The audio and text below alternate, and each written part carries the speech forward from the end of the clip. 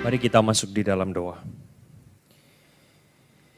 Di tengah kami merayakan hari Pentakosta, hari turunnya Roh Kudus. Di saat seperti ini Tuhan, kami bersama-sama dengan pertolongan Allah Roh Kudus untuk memikirkan sebuah tema yang tidak mudah Tuhan, yaitu bagaimana kami bergumul tentang penderitaan. Di tengah pemberitaan firman Tuhan, sementara hamba-Mu menyampaikan apa yang menjadi isi hati Tuhan, Engkau juga bekerja di dalam hati setiap jemaat Tuhan yang sedang beribadah di rumah. Bekerjalah Tuhan untuk menolong kami, menyadarkan kami, dan membawa kami melihat akan kebenaran firman Tuhan ini yang boleh memerdekakan kami dan menolong kami. Terima kasih Tuhan, berkatilah jam pemberitaan firman Tuhan pada saat ini. Hanya di dalam nama Tuhan Yesus kami berdoa. Amin. Shalom Bapak Ibu yang dikasihi oleh Tuhan. Saya bersyukur untuk sekali lagi satu kesempatan di tengah masa pandemik seperti ini kita boleh belajar bersama-sama akan kebenaran firman Tuhan. Surah tema yang saya ajak kita bersama-sama renungkan yaitu mengapa Tuhan izinkan adanya penderitaan di dalam kehidupan kita. Saudara, tema ini bisa dibahas secara apologetika dan secara teologi, tetapi saya memilih saudara di tengah keterbatasan waktu, saya tidak memberikan argumen-argumen teologis ataupun yang logis secara apologetika, tetapi saya membawakannya saudara lebih ke arah secara teologis. Sehingga saya rindu kita boleh bersama-sama sesudah ibadah ini, sesudah kita belajar kebenaran firman Tuhan, kita boleh dikuatkan. Saudara, saya akan mulai dengan sebuah cerita, kisah di mana kemarin Pak Andre sudah mengungkap nama ini di acara Ngobras hari Jumat yang lalu, saudara. Saya akan mulai dengan sebuah cerita yaitu ada seorang penginjil atau boleh dikatakan seorang pendeta yang bernama Charles Templeton. Saudara, beliau lahir pada tahun 1915 dan tahun 2001, 19 tahun silam, dia sudah meninggal dunia, saudara. Jadi ini orang lama, saudara, tahun 1915. Saudara, dia dipanggil untuk menjadi seorang rohaniwan dan biasanya teman sepelayanan yang dia lakukan itu atau bersama-sama melayani adalah Billy Graham. Kita lebih kenal Billy Graham. Nah, Charles Templeton ini adalah rekannya yang biasa bersama-sama pelayanan KKR bersama dengan Billy Graham. Saudara, satu kali dikatakan saudara tahun 1957 dia bergabung saudara dengan atau belajar di sebuah universitas yaitu Princeton University dan dia di sana mengenal teologi liberal saudara. Saudara, teologi liberal tidak percaya bahwa Alkitab adalah firman Allah. Beberapa bagian itu dipercaya bukan tulisan atau dianggap sebagai firman Allah, tetapi itu menjadi firman Allah. Nah saudara, teologi ini sangat mempengaruhi kehidupan teologis dari seorang Charles Templeton.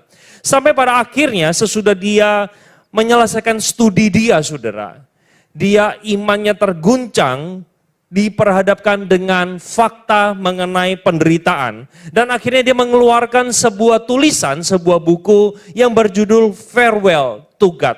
Saudara, kalau melihat subtitle di dalam buku ini, subtitle kecilnya, dia menunjukkan beberapa alasan-alasan kenapa dia menolak iman kekristenan. Saudara, salah satunya saya kutip di dalam bagian ini, dia mengatakan saudara sebuah kalimat yang seperti ini. Ketika sebuah gempa di Turki memakan korban ribuan orang, sebuah topan membunuh 150.000 orang Pakistan dalam seminggu, ketika sebuah bencana kekeringan memakan ribuan orang, pria, wanita dan anak-anak di Somalia, kenapa Tuhan yang Maha Kasih tidak melakukan sesuatu untuk menolong? Saudara, pertanyaan ini ditimbulkan dari sebuah triggernya ketika dia melihat sebuah majalah Times yang memberikan sebuah foto saudara di mana ada seorang wanita Afrika, dia sedang mengangkat anaknya dalam kondisi yang kelaparan, kehausan dan kepanasan, kekeringan yang luar biasa, dan di dalam foto itu seolah-olah wanita ini berseru kepada Tuhan di dalam kebisuan dia dan mengatakan, Tuhan turunkanlah hujan, Tuhan turunkanlah hujan. Saudara, foto ini mengguncang iman dari Charles Templeton sehingga dia mengatakan bahwa Allah itu tidak ada. Allah itu tidak pernah ada. Karena kalau Allah itu ada, maka dia pasti menolong. Allah itu kalau Maha Kasih, dia pasti memberikan bantuan. Apa sulitnya bagi Tuhan menurunkan hujan? Saudara, Charles Templeton merupakan salah satu orang dari sekian banyak orang di muka dunia ini yang begitu bergumul, yang begitu terguncang, yang begitu bertanya-tanya apakah Allah ada di tengah penderitaan yang sedang terjadi. Kalau Allah itu ada, di mana dia? Kenapa dia tidak mengulurkan tangannya untuk menolong setiap umat-umatnya yang bahkan dikatakan kita adalah anak-anaknya?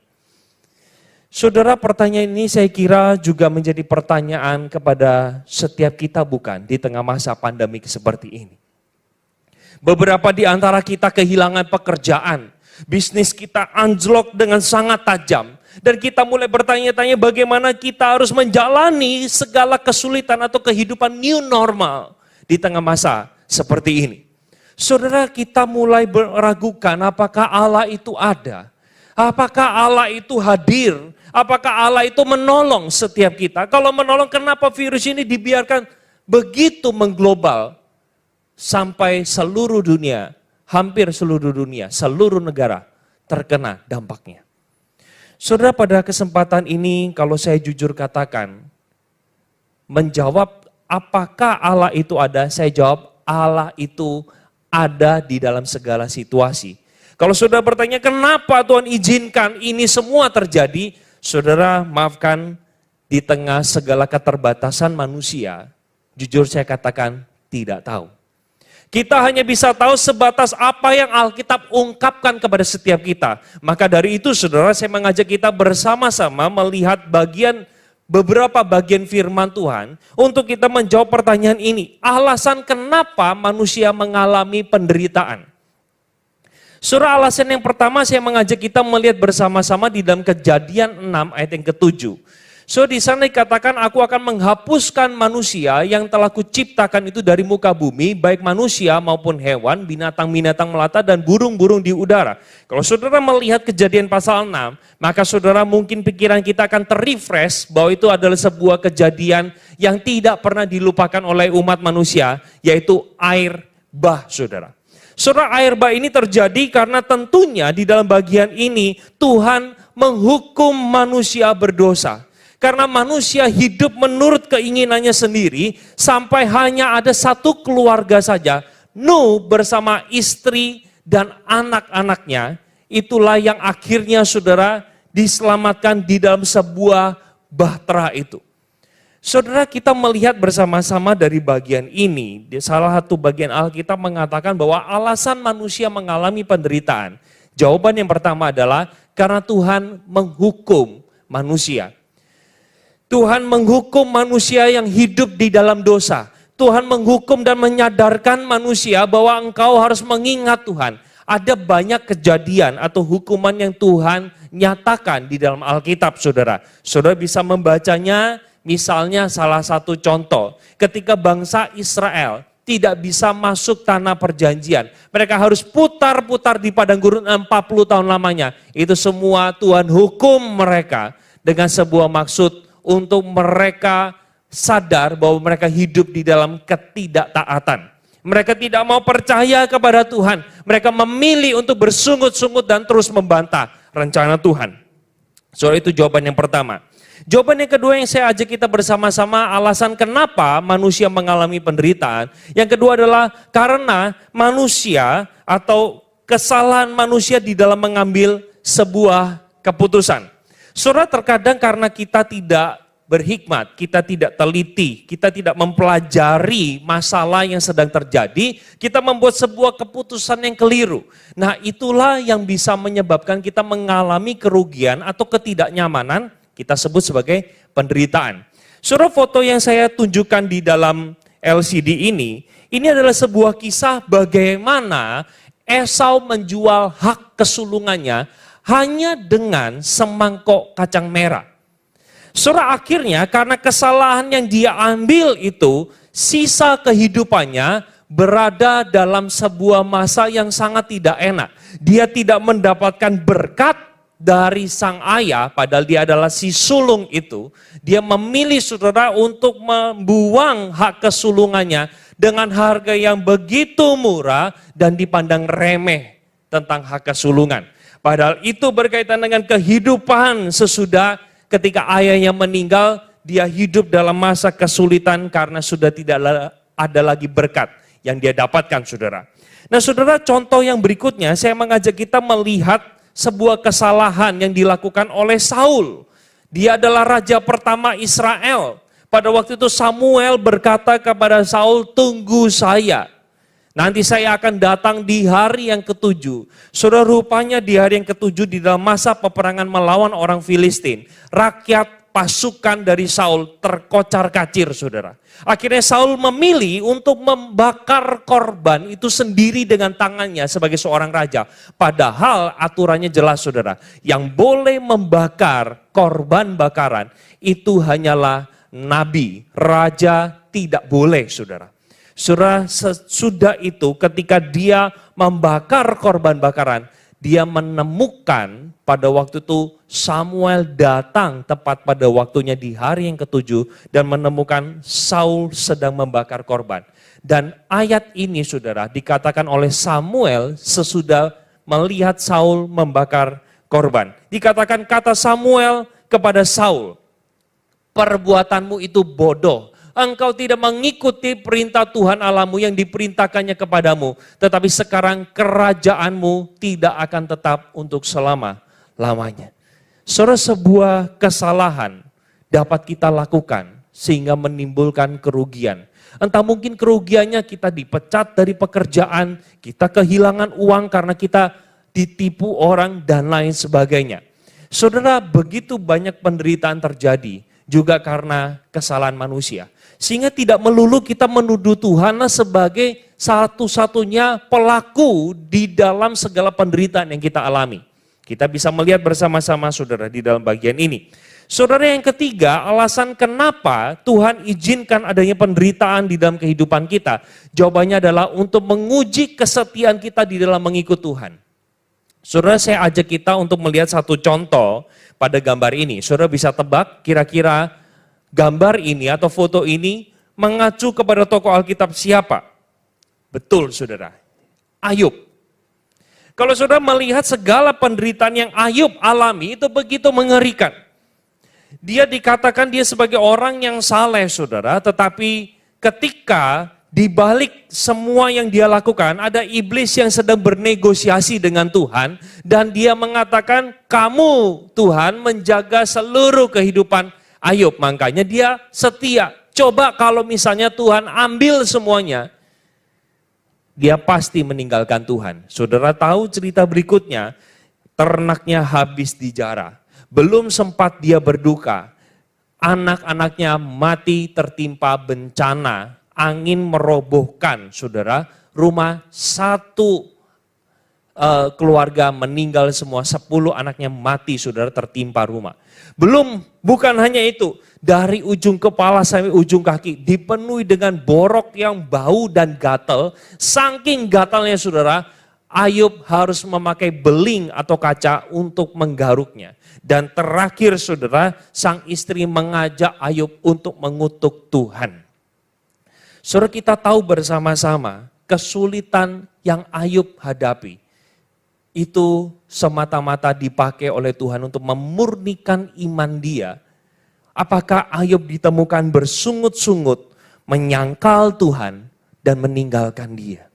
Ternyata kalau saudara membaca di dalam pasal yang ke-42, saudara menemukan bahwa Ayub tetap memilih di tengah keterbatasan dia, di tengah keraguan dia sempat bertanya apakah Tuhan itu ada, tetapi dia tetap memilih untuk bersandar kepada Tuhan. Dia tidak meninggalkan Tuhan. Saudara, saya bersyukur kalau saudara membaca dengan teliti, saudara, bagian kitab Ayub. Maka saudara menemukan ketika Ayub berinteraksi dengan teman-temannya, rupanya bukan Tuhan tidak hadir, Tetapi Tuhan hadir, saudara. Tuhan melihat percakapan di antara ketiga temannya. Akhirnya saudara, di dalam pasal, kalau saya tidak salah pasal 37, Tuhan mulai berfirman kepada Ayub. Dan di saat itulah saudara, Ayub terdiam dan mendengarkan Allah berbicara kepada dia. Dan akhirnya saudara, Ayub ditemukan setia di hadapan Tuhan. Saudara, contoh yang lainnya kalau saudara melihat bersama-sama, bahwa yang pertama, ini adalah kisah bagaimana seorang yang bernama Stefanus yang mati di rajam batu hanya karena dia mengikut Yesus. Saudara, mati di rajam batu itu menjadi sebuah hukuman yang begitu menyiksa. Orang tidak karena satu batu dilempar lalu dia mati. Tidak, saudara, begitu banyak batu yang dilempar bisa menyebabkan seseorang itu meninggal dunia, saudara. Nah, saudara, ini adalah gambaran bagaimana di tengah penderitaan Stefanus tetap setia kepada Tuhan. Saudara, contoh yang berikutnya adalah contoh yang berkaitan dengan Paulus yang dihukum mati, saudara. Karena dia setia sejak dia mengenal Yesus, dia terus memberitakan Injil. Dan saudara, kau membaca di dalam 2 Korintus, saudara akan menemukan begitu banyak penderitaan yang dia alami, saudara. Hanya karena dia memberitakan Injil Tuhan. Saudara, yang ketiga, saya memberikan contoh yaitu Rasul yang bernama Petrus. Yang karena kesetiaan dia mengikut Yesus, saudara, akhirnya dia harus menanggung sebuah hukuman mati, yaitu disalib dengan cara terbalik, saudara. Kenapa terbalik? Karena dia merasa diri tidak layak untuk disalib seperti Yesus. Sehingga dia memilih, saudara, untuk disalib secara terbalik. Saudara, kalau saya tunjukkan contohnya banyak sekali. Betapa banyaknya orang-orang Kristen juga mengalami penderitaan, mengalami kesulitan karena mereka setia ikut Tuhan. Bisa jadi, saudara, segala penderitaan hari ini yang kita alami adalah bentuk Tuhan menguji iman kita. Nah, maka dari itu memang kita harus bersama-sama dengan bantuan Roh Kudus, saudara, memilah-milah dan memilih bagaimana Tuhan izinkan adanya penderitaan. Saudara, yang terakhir, kenapa alasan manusia mengalami penderitaan? Yaitu untuk menyatakan kemuliaan Tuhan. Nah, saudara, saya tunjukkan satu ayat. Nah, sebenarnya ayat ini sudah mewakili, kalau saudara lihat, ini kok ada orang buta. Nah, begini, saudara, Yohanes pasal 9 ayat yang ketiga mengatakan bahwa bukan dia dan bukan juga orang tuanya, tetapi pekerjaan Allah harus dinyatakan di dalam dia. Loh, maksudnya apa, Pak? Ini konteksnya apa? Begini, saudara. Pada waktu itu para murid menemukan, pada waktu mereka berjalan bersama Yesus, mereka menemukan ada orang buta di pinggir jalan. Lalu para murid bertanya, dosa siapakah orang ini bisa buta? Dosa diakah atau dosa orang tuanya? Yesus menjawab, bukan dia dan juga bukan orang tua, tetapi karena pekerjaan Allah harus dinyatakan melalui diri dia. Kita tahu cerita selanjutnya, saudara, bahwa orang ini akhirnya disembuhkan dan lewat apa yang dialami, yaitu kebutaan dia, kita sebut sebagai penderitaan, maka nama Tuhan itu dikenal oleh paling tidak keluarga dan orang Farisi pada waktu itu yang menghakimi dia. Sehingga saudara, kita bisa melihat bersama-sama pada saat ini bahwa ada 4 alasan inilah yang Tuhan izinkan kenapa manusia mengalami penderitaan. Yaitu yang pertama karena hukuman terhadap dosa manusia, yang kedua karena kesalahan yang manusia lakukan, yang ketiga untuk menguji kesetiaan iman kita, dan yang keempat untuk menyatakan kemuliaan Tuhan. Nah, saudara, pertanyaan yang terakhir yang kita bahas adalah sebagai penutup di dalam khotbah saya, bagaimana sikap orang Kristen terhadap penderitaan? Saudara, bukan kebetulan hari ini adalah kita memperingati Pentakosta, hari turunnya Roh Kudus. Saya rindu, saudara, kita boleh mengambil sikap yang benar tentunya dengan kekuatan daripada Allah Roh Kudus. Maka dari itu, saudara, yang pertama, sikap orang Kristen terhadap penderitaan. Yang pertama, mengandalkan Tuhan dan percaya kepada Dia. Saudara, tanpa pertolongan Tuhan, tanpa keterlibatan Allah Roh Kudus di dalam hati setiap orang percaya, saudara, kita sulit untuk percaya kepada Tuhan. Kita sulit untuk beriman kepada Tuhan. Kita sulit, saudara, terkadang melihat jalan di depan kita yang begitu sulit karena masa pandemik seperti ini. Beberapa jemaat, saudara, mungkin bertanya, Pak, saya sulit untuk melihat Tuhan. Bagaimana saya bisa percaya kalau penghasilan itu nol? Saya harus kasih makan apa untuk istri, untuk suami, untuk anak-anak saya? Bagaimana kami harus bertahan hidup? Saudara, saya ajak kita di tengah segala pertanyaan yang begitu sulit, kekalutan kita datang kepada Tuhan. Mari kita memilih untuk percaya kepada Dia. Percaya tidak bersungut-sungut. Amsal 3 ayat ke-5. Percayalah kepada Tuhan dengan segenap hatimu dan jangan bersandar kepada pengertianmu sendiri. Saudara, hal yang kedua dan yang terakhir adalah mari kita belajar bukan hanya sekedar percaya, tetapi kita setia mengikut Tuhan walau sulit. Mari kita pikul salib, kita sangkal diri kita.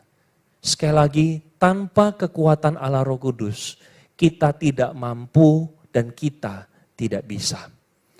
Saudara, saya akan tutup dengan sebuah ayat yang minggu lalu atau pada waktu kenaikan Tuhan Yesus, kita belajar bersama-sama tentang minggu yang lalu, saudara, yaitu dari pendeta Yohanes Adri, menyampaikan tentang Roma 8 ayat 31 sampai 36, tapi saya sampaikan tentang ayat 32. Saudara, di sana dikatakan oleh Paulus, ia yang tidak menyayangkan anaknya sendiri, tetapi yang menyerahkan bagi kita semua. Bagaimana mungkin ia tidak mengaruniakan segala sesuatu kepada kita bersama-sama dengan Dia. Surah ayat ini ingin menjelaskan kepada setiap kita peristiwa salib adalah peristiwa yang terbesar dan paling mulia yang Allah kerjakan di dalam sejarah kehidupan manusia. Kalau yang paling manusia butuhkan saja, Allah sudah mati dan rela berikan nyawanya yang paling berharga. Surah apalagi yang Dia tidak jawab.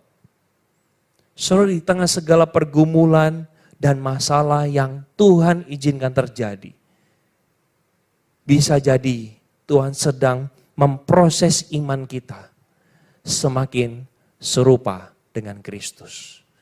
Saya rindu, saudara, di momen Pentakosta ini, kita boleh bersama-sama mengambil sikap untuk merenungkan, memaknai segala penderitaan, kesulitan, pergumulan yang kita hadapi. Mari kita masuk di dalam doa. Bapa di dalam kerajaan sorga, pada saat ini kami datang kepada Tuhan. Di tengah segala pertanyaan kami, apakah Tuhan hadir? Apakah Tuhan ada? Di manakah Engkau di tengah masa pandemik seperti ini? Tuhan, hamba-Mu berdoa untuk setiap jemaat Tuhan. Berikan kekuatan melalui kehadiran Allah Roh Kudus di dalam hati orang-orang percaya. Sehingga memampukan kami terus boleh bertahan, mengikut Tuhan, setia dan percaya kepada Engkau. Tuhan, sekali lagi meteraikanlah firman Tuhan ini di dalam hati setiap orang-orang yang mendengarnya, supaya boleh membawa kami mengalami pertumbuhan di dalam Engkau. Terima kasih Tuhan, hanya di dalam nama Tuhan Yesus kami berdoa.